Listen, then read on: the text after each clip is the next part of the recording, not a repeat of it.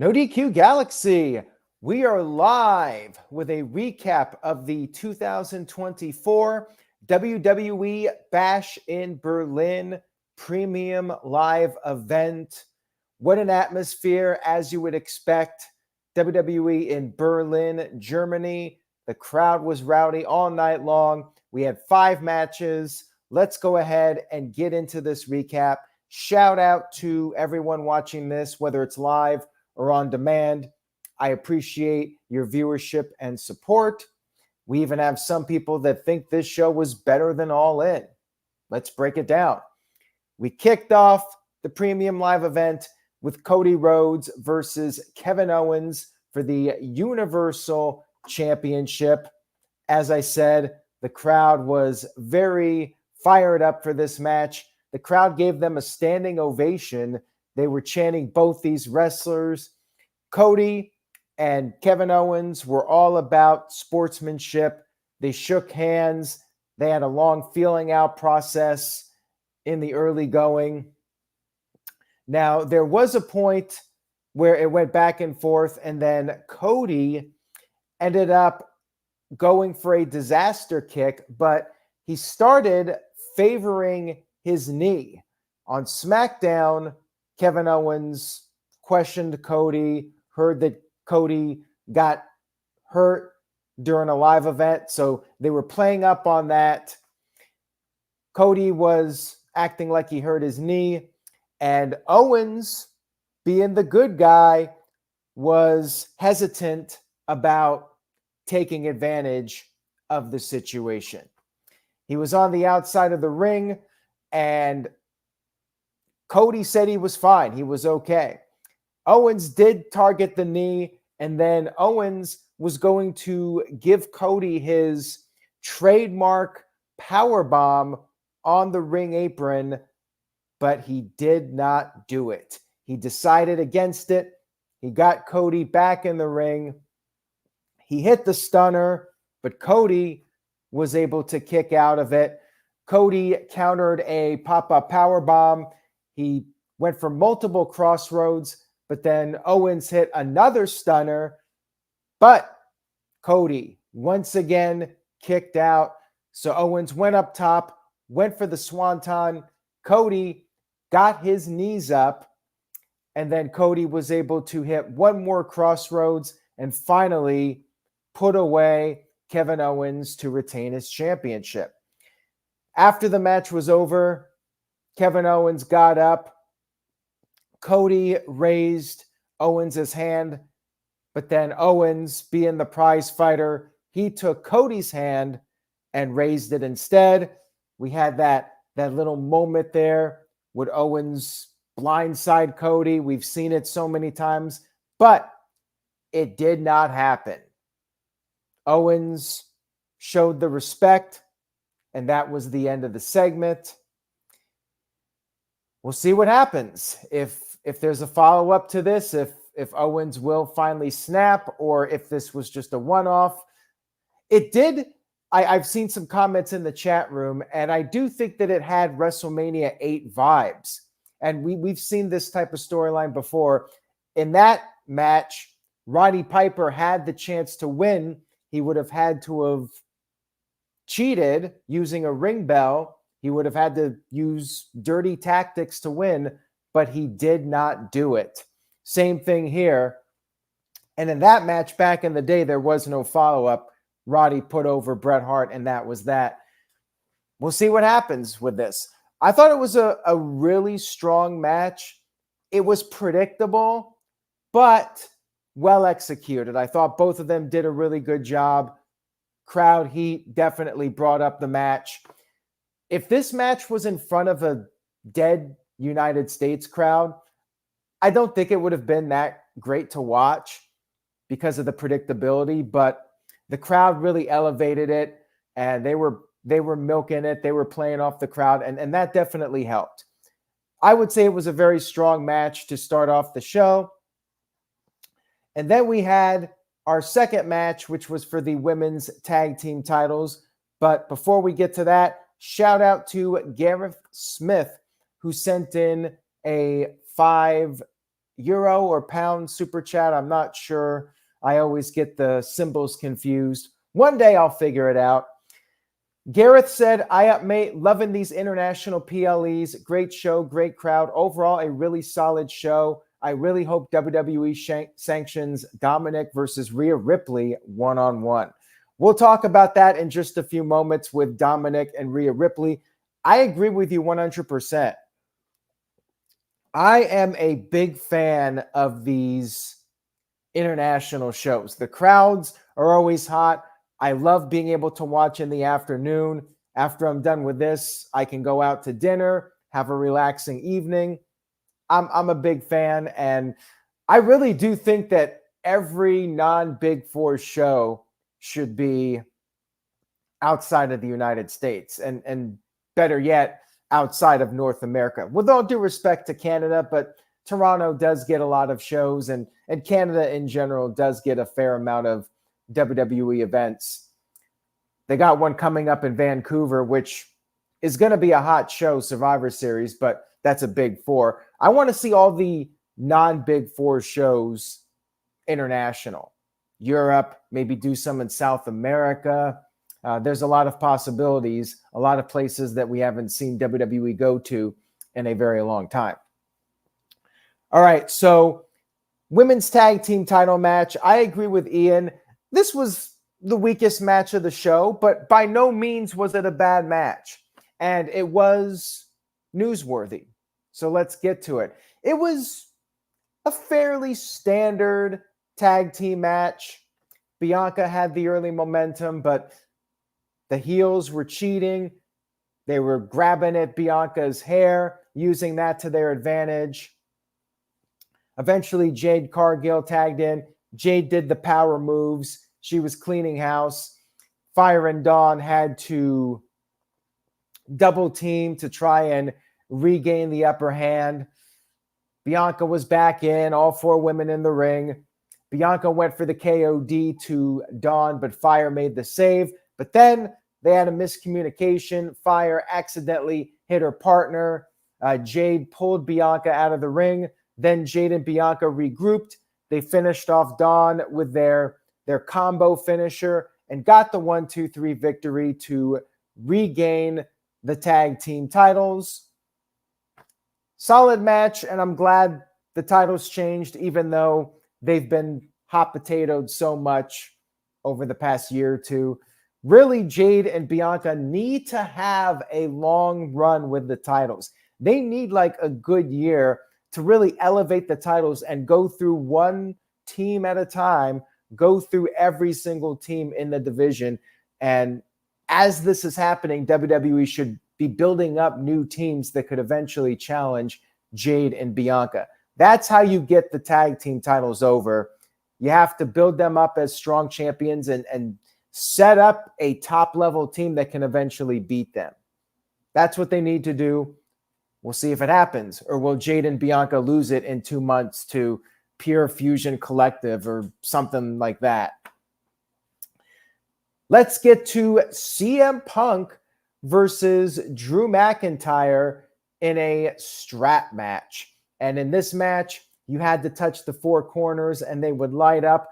I know some people are not big fans of this match stipulation, but I like it just for the fact that it's different. We don't see it all that often, and I'm all for bringing it back every now and then. I thought it was a really good match, and it was definitely one of those matches that can protect CM Punk and not put him at too much of a risk, although he did, to his credit, took a few significant bumps during this match. Now, McIntyre attacked Punk right before the match even got started. Punk was looking at the fans, and McIntyre took a cheap shot. McIntyre was using the strap, and then finally they got strapped together. The match officially started, and Punk quickly managed to turn the tide with a GTS, but instead of trying to win the match, he decided to beat the crap out of McIntyre. They fought on the outside of the ring for a little bit. We had a steel chair brought into the ring, At one point, CM Punk got busted open, probably the hard way, with a headbutt from McIntyre. McIntyre took down Punk with a Claymore. He tried to touch the turnbuckles, but Punk would stop him. Punk actually used the strap and launched McIntyre into a chair that McIntyre had placed in the corner. Punk then started to trade shots with McIntyre. And then Punk, of course, being the Bret Hart fan, he applied the sharpshooter. McIntyre did tap out, but it did not count in this match. He passed out. Punk started to touch the turnbuckles, but McIntyre recovered, stopped Punk, and then McIntyre took off the bracelet, CM Punk's bracelet that has his wife's name and his dog's name on it. He delivered another Claymore, and then he tried to finish off Punk by touching the turnbuckles. Punk stopped him, hit a GTS. Punk saw the bracelet, but instead of focusing on the bracelet, this time, unlike SummerSlam, he focused on winning the match. He touched a turnbuckle, hit a GTS. Touched a turnbuckle, hit a GTS, and then he finally grabbed the bracelet and touched the fourth turnbuckle to pick up the win. And I forgot to mention earlier in the match, CM Punk had been sent over the top rope through a table on the outside of the ring. So Punk did take a table bump to the outside of the ring. And all in all, I thought it was a really good match. I think they made the most of the stipulation and what some might see as the limitations of it. And it was entertaining. Punk got the win, and I agree with the comment from Andrew. He mentioned that on the review, we talked about that they should retire the bracelet. Yes, I agree. The bracelet doesn't need to be involved in the rubber match, which will likely be Hell in a Cell. That should be the end of it, and now we can really go to the final stretch of this storyline and turn up the intensity with Hell in a Cell. The Rock's Jockstrap sent in a $2 super chat, says, predictability isn't bad, but it becomes boring. I agree with that. And it depends on what story you're trying to tell, but if there's too much predictability, that can definitely be a negative. I think the best stories are when they make sense and there is a level of predictability, but at the same time, you can throw in some twists and turns. However, the twists and turns should make sense to the overall story, but they're compelling enough that you're like, whoa, I should have thought of that. Like, that's the ideal storytelling, in my opinion. But this was really good. For what it was, I thought they delivered. And it looked like Punk got out of the match without getting hurt. You know, we're worried about him with every match now. We'll see CM Punk get injured. And he made it through. And this was his first televised win in WWE in over a decade. They flat out said his first win in over a decade, so they weren't counting when he beat Dominik at those house shows. First big win for CM Punk coming back to WWE, and now we presumably set up Hell in a Cell at Bad Blood. Next up, we had Damian Priest and Rhea Ripley versus Dominik Mysterio and Liv Morgan. Very entertaining match. I really enjoyed this. Nice, solid, entertaining match that was like a buffer between Punk and McIntyre and the main event. And the crowd was into it. So it wasn't like your standard match that's stuck between two bigger matches. They actually went out there and it was really fun to watch. And Dominik was getting beat up a lot. Priest was beating him up. The crowd chanted, "We want mommy." So Damian Priest tagged her in, and then Rhea Ripley got her hands on Liv Morgan for a while. Then Dominik and Priest were back in there. Liv ended up grabbing Priest's foot, and Liv took a cheap shot. That gave Dominik the upper hand for a while. Then Rhea Ripley got in a hot tag. She got her hands on Dominik, despite it's supposed to be man versus man, woman versus woman. Rhea Ripley got her hands on Dominik, and the place just erupted. They were going nuts for this. Like the crowd was just coming unglued for the beatdown. It was wonderful, but they're saving it. We did not get the riptide to Dominik. Liv was able to save Dominik from the riptide. Then Damian Priest tagged in. They did dueling razor's edges to Liv and Dominik. And at this point, we got our shenanigans as we expected. Judgment Day ran down. They interfered. Damian Priest was attacked by Finn Balor. Dominik hit the frog splash, but Priest was able to kick out of it. Then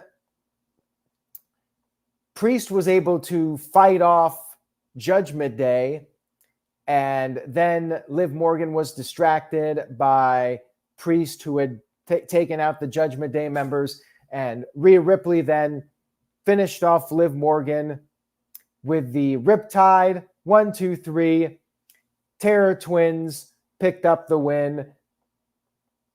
Now, Building Nexus sent in a $2 super chat. Thank you for that. I appreciate it. Says, was Judgment Day buried tonight?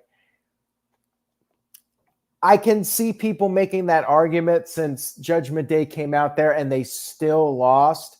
But the Terror Twins are the Terror Twins. And as I mentioned on the predictions video, I really did think that they needed to win this because both of them lost their titles, or not Rhea, but both of them lost at SummerSlam. And I think they needed to come back with a win here. You set up Rhea now. She beat the champion, puts her in front of the line for a title match. I think this was the right call. Did you need all of the interference? Probably not. I think maybe it would have been stronger if you just had one member of Judgment Day try to interfere. I think the whole point of it was to make you think that Rhea and Priest were going to lose with the outside interference. I think that was the idea. Maybe it could have been executed better by not having all of them out there and them still failing to win, or have somebody else come out there like Jey Uso to even the odds, something like that they could have done. Yeah, I think maybe that could have been executed a little bit better, but I wouldn't say they were like full out buried. I do think it could have been done a little bit differently though. Shout out to Maddie, who sent in a $2 super chat. Thank you for that, Maddie. Says, Kevin Steen in AEW would be so good. He has peaked in WWE. Some people might look at it that way, feeling that there's nothing left for KO to do in WWE. Could he go to AEW? Never say never. His contract is reportedly up in early 2025. Look, Adam Copeland went. So Kevin Steen going would not completely shock me. Remember, he's a Ring of Honor, Pro Wrestling Guerrilla guy, friends with the Young Bucks. I wouldn't rule it out. I could see that going either way. All right, let's get to our main event of the evening. Gunther versus Randy Orton for the World Heavyweight Championship. The crowd, just as you would expect, they were the show stealers, especially in this match. They were reacting, and maybe some might even say they were too over the top. And I have seen this criticism. We had Ludwig Kaiser out there introducing Gunther. He spoke in German a little bit. The crowd started singing a song. And as Gunther and Orton were having their feeling out process, the crowd started doing the wave, which traditionally that would mean they're not interested in the match. But I mean, clearly they were having a great time. They were loving this. Randy Orton even joined in with the wave at one point. Randy started smiling. He was having the time of his life. So you can only criticize the crowd so much because Randy Orton was just on cloud nine here with these crowd reactions. You know, that when they go out there and they're putting their bodies on the line and the crowd is making that much noise, like you're having so much fun with it, and it makes everything you're doing worth the effort, the physical toll that it puts on your body. Orton was still a babyface in this, but he was acting more like a heel than he usually would. And Gunther, even though he's the heel, was like the babyface. Gunther's arm got hurt. Gunther was doing a great job selling the arm during the match. And Randy was using some questionable tactics during this match. He gave him a thumb to the eye at one point to get the upper hand. Orton was throwing Gunther into the steel steps and doing a lot of stuff to Gunther on the outside of the ring. The referee was kind of letting it go, not counting them out. Orton even slammed Gunther on the steps and then suplexed Gunther off the steel steps through the announce table. So Gunther was in a bit of trouble here. Orton actually was able to counter a powerbomb attempt. Gunther had struggled to hit the powerbomb. He did hit one. Orton kicked out of it. And then he went for another one. And his arm gave out on him. Orton hit the RKO. Gunther kicked out. Crowd was chanting, "Holy shit." And then Gunther was able to avoid another RKO attempt. He put the sleeper hold on Randy Orton. Orton was able to escape by going after the bad arm, but then Gunther gave him some elbow strikes, reapplied it. Orton broke out again, but then Gunther, one last burst of energy, applied it a third time. Orton tried to get out, but eventually he could not, and he passed out. Gunther was declared the winner.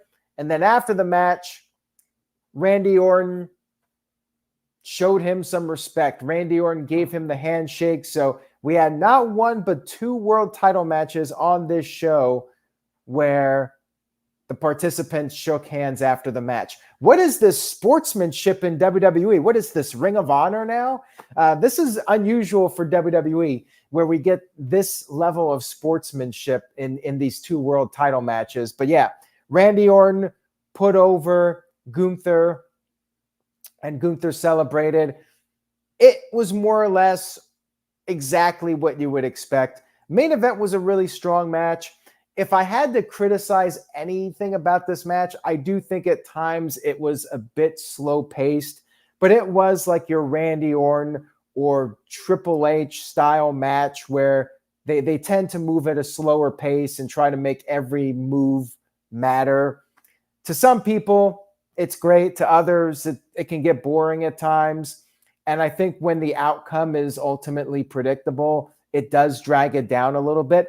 But then on the flip side, you had the crowd. They were red hot for the entire match. They were reacting. So it balances out to what I thought was a really strong match. I don't know if I would say it's close to being like my all-time favorite match, but as far as Randy Orton matches go, it's definitely up there among his better matches. And the whole show was very entertaining. It was predictable. The crowd was great, but we expected the crowd to be great. There were no real surprises. So maybe that's why I can't say it was as good as All In. And I don't think I can even give it an A-level grade. I would probably go B+. It needed a few more twists and turns than what it had. But overall, still, it was well worth watching, and I would recommend checking it out if you missed the show. But it was pretty much exactly in line with what I was expecting. And that's not a bad thing. That's a good thing. But was it the greatest thing? Probably not. If you had maybe a few more twists, something unexpected happening in a good way, it would have put it over the top for me. Like, I look at it this way. If this match was in the United States with an average crowd, it wouldn't have been as good. The crowd brought this show up. And I do weigh the crowd in, but also the rest of the show has to be able to be entertaining enough on its own without the crowd to really be a top tier show. So I do think it was an overall very strong show. The Rock's Jockstrap sent in a $2 super chat. Thank you for that. I appreciate it. Says, Tony Storm or Rhea Ripley, MJF or Cody, who's tops? I mean, MJF is going to be a top guy for years to come. But until you're on the big stage, I have to go with Cody. With all due respect to MJF, MJF's got a lot of years left in his career. I will say this. I think MJF, at his age, he is further along than where Cody was. Cody's first run in WWE was good, but Cody didn't really blow me away during his first run. He definitely showed potential, while MJF, on the flip side, has shown he can be a top guy. And Toni Storm has done great with her character, but Rhea Ripley is next level superstar. So for Rhea Ripley versus Toni Storm, I mean, it's definitely Rhea Ripley and Cody at this point, but MJF has time. He's got what I hope is many years ahead of him. He's got at least another decade or so, maybe even 2 decades, where he can become a top guy in the business. Thank you guys for tuning in. I really appreciate your viewership and support. If you liked the video, please give it a thumbs up. Shout out to Maddie, who sent in a $2 super chat. Says, WWE is leaking that Swerve Strickland is overpaid. How disgusting. I will say this. We don't actually know how much Swerve is making, and I understand both sides of it. Is AEW overpaying Swerve and Mercedes Moné and Okada? Probably. When you consider, are they making the money? Is the company getting a return on their investment? Technically, AEW is probably losing money on these deals. But on the other hand, do these wrestlers deserve to be paid very well? The answer is yes, they should be. They should be paid, and I do believe that wrestlers are underpaid overall. Now, with AEW, are they profitable while paying the wrestlers the money that they're paying them? I don't have AEW's books, so I can't tell you. But looking at the crowds, and if they get a good TV deal, then yeah, these wrestlers will probably be worth the money. But at least attendance-wise, I don't think that any of these wrestlers are really bringing in the numbers or moving the needle.